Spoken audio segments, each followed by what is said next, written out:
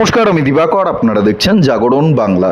গতকালকে পার্ক সার্কাসে যে খেলা হয়েছে সেই খেলা আশা করি আপনারা সকলেই দেখেছেন, উপভোগ করেছেন। একেবারে 5 মিনিটের মধ্যে পুলিশ লাঠি পেটা করে পুরো রাস্তা ফাঁকা করে দিয়েছে। এই পুলিশ দুদিন আগে যেই পুলিশ টেবিলের তলায় লুকিয়ে থাকতো দুধেল গাইদের ভয়ে, থানার ভেতরে লুকিয়ে থাকতো, দোকানের শাটার নামিয়ে দোকানের ভেতরে লুকিয়ে থাকতো, দুধেল গাইদের লাথি খেয়ে পালিয়ে আসতো, সেই পুলিশ কালকে কি খেলা দেখালো।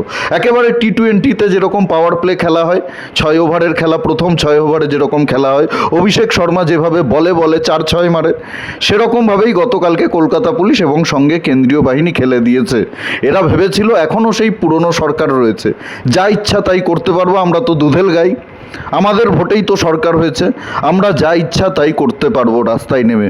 আপনারা সেই ভিডিও ক্লিপগুলো দেখেছেন গতকালকের, আমি আপনাদেরকে আর দেখাচ্ছি না, তার কারণ ইউটিউবের কিছু কমিউনিটি গাইডলাইন্স রয়েছে। ইউটিউব এইসব ভিডিও দেখালে আবার চ্যানেলই উড়িয়ে দেয়, সেই কারণেই আমি দেখাচ্ছি না আপনাদেরকে নতুন করে ভিডিওটা। আপনারা আশা করি সবাই ফেসবুকে সেই ভিডিও দেখেছেন কিভাবে খেলেছে কালকে। এখন প্রশ্ন হচ্ছে, কাদের উস্কানিতে এরা গতকালকে রাস্তায় নেমেছিল, কাদের উস্কানিতে এরা কেন্দ্রীয় বাহিনীর ওপরে, কলকাতা পুলিশের ওপরে পাথর ছুঁড়ছিল। এদের পরিকল্পনা আরও ভয়ঙ্কর ছিল। কলকাতার রাস্তা অবরোধ করে দিয়ে একটা দাঙ্গা লাগানোর পরিকল্পনা ছিল গতকালকে। পুলিশ যদি লাঠিপেটা না করতো তাহলে ভয়ঙ্কর ঘটনা ঘটে যেত। সেন্ট্রাল ফোর্স যদি লাঠিপেটা না করতো, তাদেরকে না সরাতো সেখান থেকে লাঠিচার্জ করে, তাহলে ভয়ঙ্কর ঘটনা ঘটে যেতে পারতো কলকাতায়। আর এটা কোনো হঠাৎ করে ঘটে যাওয়া ঘটনা নয়, এটা পুরোপুরি পরিকল্পিত ঘটনা, এটা কোনো বিচ্ছিন্ন ঘটনা নয়। আর এর পেছনে মদত ছিল সিপিএম নেতা শতরূপ ঘোষের এবং বালিগঞ্জের যে সিপিএমের প্রার্থী হয়েছিল আফরিন বেগম শিল্পী না কি নাম, সেই মহিলা, মুসলিম মহিলা, এই দুজনের পুরোপুরি উস্কানি ছিল। মুসলিমদেরকে এরা উস্কিয়েছে যে আপনাদের অবৈধ বাড়িগুলো ভাঙচুর করে দেবে বিজেপি সরকার, আপনারা রাস্তায় নামুন, আপনারা পাথর ছুড়ুন কেন্দ্রীয় বাহিনীর ওপরে, আপনারা পুলিশের ওপরে পাথর ছুড়ুন। আপনারা যারা আমার ভিডিও দেখেন সবসময় এটা খুব ভালো করেই জানেন, আমি কোনো গুজব ছড়াই না, কোনো উল্টোপাল্টা ইনফরমেশান আমি আপনাদেরকে দিই না। একদম সঠিক ইনফরমেশান থাকলেই আমি সেই বিষয়টা নিয়ে কথা বলি।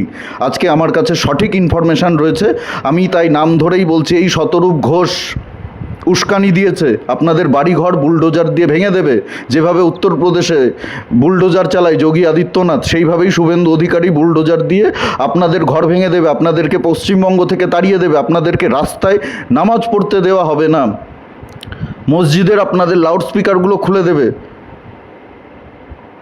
আপনাদেরকে তৃতীয় শ্রেণীর নাগরিক করে দেবে পশ্চিমবঙ্গে, আপনারা রাস্তায় নামাজ পড়তে পারবেন না, আপনারা কুরবানিতে গরু কাটতে পারবেন না। আপনারা রাস্তায় নামুন, আপনারা পাথর হাতে তুলে নিন, আপনারা পাথর ছুড়ুন, আপনারা গাড়ি ভাঙচুর করুন, আপনারা দাঙ্গা করুন। যেভাবে দিল্লির ঘটনা আপনাদের মনে আছে, দিল্লির দাঙ্গার ঘটনা আপনাদের নিশ্চয়ই মনে আছে, ওমর খালিদ যেভাবে পরিকল্পনা করেছিল দিল্লির দাঙ্গা, শারজিল ইমাম যেভাবে দিল্লি দাঙ্গার পরিকল্পনা করেছিল, সেই একই পরিকল্পনা, একই ছকে এই পরিকল্পনা হয়েছিল গতকালকে। ভয়ঙ্কর ঘটনা ঘটে যেতে পারত যদি কেন্দ্রীয় বাহিনী লাঠিচার্জ না করত, কেন্দ্রীয় বাহিনী প্রথম থেকেই না খেলা শুরু করত। একেবারে প্রিপারেশন নিয়ে এসেছিল এরা, ইট পাথর সব কিছু সঙ্গে নিয়ে এসেছিল, পেট্রোল বোমা সঙ্গে নিয়ে এসেছিল, কেন্দ্রীয় বাহিনীর গাড়ি জ্বালানোর চেষ্টা করেছে এরা, কলকাতা পুলিশের গাড়ি জ্বালিয়ে দেওয়ার চেষ্টা করেছিল, পুরো রাস্তা অবরোধ করে 1946-এ যেরকম গ্রেট ক্যালকাটা কিলিং হয় সেরকমভাবেই একটা বড় কিছু ঘটনা ঘটিয়ে দিতে পারত। বিজেপির যে নতুন সরকার গঠন হয়েছে, এই সরকারকে কালিমালিপ্ত করার জন্য এই দাঙ্গার পরিকল্পনা করা হয়েছিল। একটা হিন্দু মুসলিম দাঙ্গা লাগিয়ে দিয়ে, কলকাতার বুকে একটা দাঙ্গা বাঁধিয়ে দিয়ে, একটা অশান্তি বাঁধিয়ে দিয়ে, একটা গণ্ডগোল বাঁধিয়ে দিয়ে বিজেপি সরকারকে এরা দোষারোপ করতে চেয়েছিল, বিজেপি সরকারের ঘাড়ে দায় চাপিয়ে দিতে চেয়েছিল যে বিজেপি সরকার এই বুলডোজার নীতি নিয়ে এসছে, বিজেপি সরকার অবৈধ নির্মাণ ভেঙে দিচ্ছে, বিজেপি সরকার রাস্তায় নামাজ পড়তে দেবে না মুসলমানদেরকে, গরু কুরবানি করতে দেবে না বেআইনিভাবে। সেই কারণেই মুসলমানরা খেপে গেছে, বিজেপি সরকারের এই সিদ্ধান্তগুলোর জন্য মুসলমানরা রাস্তায় নেমে আজকে আগুন ধরিয়ে দিয়েছে, দাঙ্গা করেছে। এর জন্য বিজেপি দায়ী, মুসলমানরা দায়ী না, দুধেল গায়েরা দায়ী না। পুরো পরিকল্পনা ছিল, প্ল্যান হয়েছে, রীতিমতো প্ল্যান হয়েছে, মিটিং হয়েছে এটা নিয়ে। শতরূপ ঘোষ আর ওই আফরিন বেগম শিল্পী না কি নাম, বালিগঞ্জের যে সিপিএমের ক্যান্ডিডেট হয়েছিল মেয়েটা, এই ঘটনার সঙ্গে একেবারে জড়িত। এরা পুরোপুরি উস্কানি দিয়েছে মুসলিমদেরকে, মুসলিম লিডারদেরকে, বাচ্চা বাচ্চা ছেলেদেরকে, মুসলিম মহিলাদেরকে, আপনারা রাস্তায় নামুন, আপনারা পাথর নিয়ে রাস্তায় নামুন, আপনারা ইট নিয়ে রাস্তায় নামুন। আপনারা কেন্দ্রীয় বাহিনী বাধা দিতে আসলে তাদের ওপরে হামলা করুন, তাদের ওপরে পাথর ছুড়ুন। পুরো পরিকল্পিত ঘটনা এটা। এই শতরূপ ঘোষকে গ্রেপ্তার করতে হবে, এই আফরিন বেগম শিল্পীকে গ্রেপ্তার করতে হবে, তাহলেই সত্যটা সামনে আসবে। কালকের ঘটনার কারা আসল মাস্টারমাইন্ড আপনারা বুঝতে পারবেন। এই দুইজনকে গ্রেপ্তার করতে হবে সবার আগে। তৃণমূল চলে গেছে, এখন এরা সুযোগ নিচ্ছে।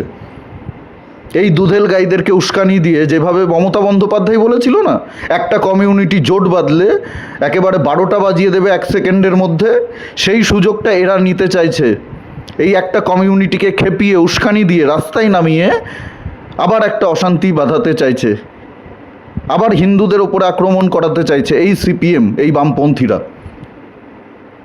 ভয়ঙ্কর এই রাজনৈতিক দল পশ্চিমবঙ্গে আজকে গোটা ভারতবর্ষ থেকে বিলুপ্ত হয়ে গেছে এই রাজনীতির কারণে। গতকালকে পুলিশ প্রশাসন যেভাবে প্রথম থেকেই শক্ত হাতে ব্যবস্থা নিয়েছে, এইভাবেই যদি মুর্শিদাবাদের শামশেরগঞ্জে ওই ওয়াকাফ আইনের দাঙ্গার সময় ব্যবস্থা নিত পুলিশ, তাহলে হরগোবিন্দ দাস চন্দন দাসকে মরতে হতো না, খুন হতে হতো না হরগোবিন্দ দাস চন্দন দাসকে, হিন্দুদেরকে বাড়ি ঘর ছেড়ে পালাতে হতো না, হিন্দুদের বাড়ি ঘরগুলো জ্বলতো না।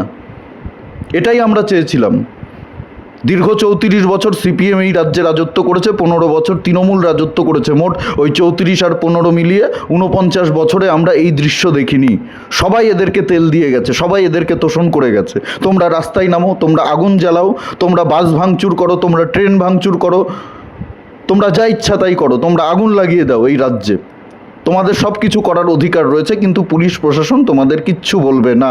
তোমরা দুধেল গাই, তোমরা দুধ দাও, সেই দুধ আমরা খাই, তাই তোমরা লাথি মারো মানুষকে, বাঙালি হিন্দুদেরকে লাথি মারো, আমাদের কিচ্ছু যায় আসে না। এই পলিসি, এই নীতি নিয়ে 34 বছর এবং 15 বছর দুটো রাজনৈতিক দল ক্ষমতায় থেকে গেছে, এদেরকে মাথায় তুলেছে।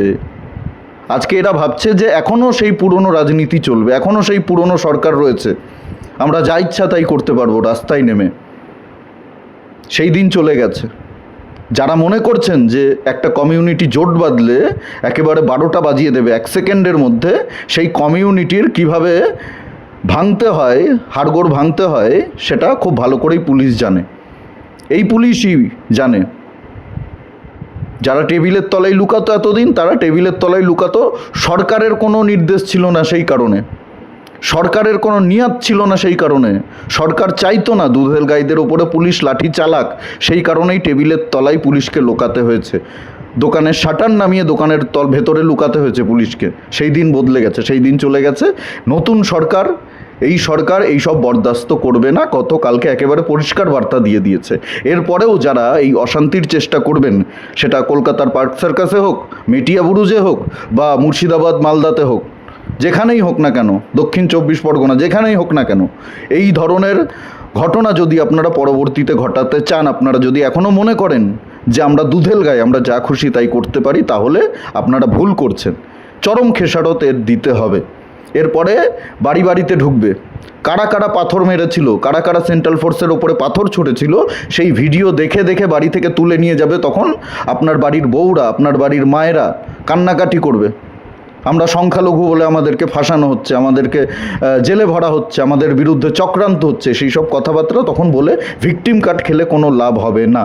আর এই যে কমিউনিস্ট নেতা, বামপন্থী নেতা শতরূপ ঘোষ আর ওই আরফিন বেগম শিল্পী, এই দুইজনকে আমি গ্রেপ্তারির দাবি জানাচ্ছি। এরা দুজন একেবারে পরিকল্পিতভাবে উস্কানি দিয়েছে।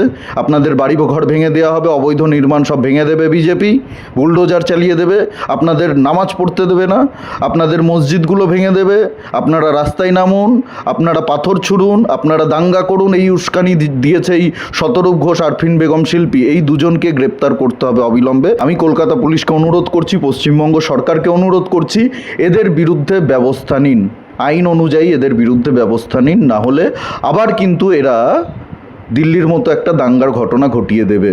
যেভাবে ওই উমার খালিদ, শারজিল ইমামরা দিল্লিতে দাঙ্গা করিয়েছিল উস্কানি দিয়ে এদেরকে, সেইভাবেই কিন্তু আবার একটা বড় ঘটনা এরা ঘটিয়ে দেবে। সময় থাকতে এদের বিরুদ্ধে ব্যবস্থা নিন। ভিডিওটা প্রচুর পরিমাণে আপনাদের সকলকে অনুরোধ করব শেয়ার করুন। যদি আপনারা আমার সঙ্গে সহমত হন অবশ্যই ভিডিওটা লাইক করুন, কমেন্ট করে আপনাদের মূল্যবান মতামত জানান। যদি কোনো আপনাদের প্রশ্ন থাকে সেটাও জানাতে পারেন, আমি অবশ্যই উত্তর দেওয়ার চেষ্টা করব।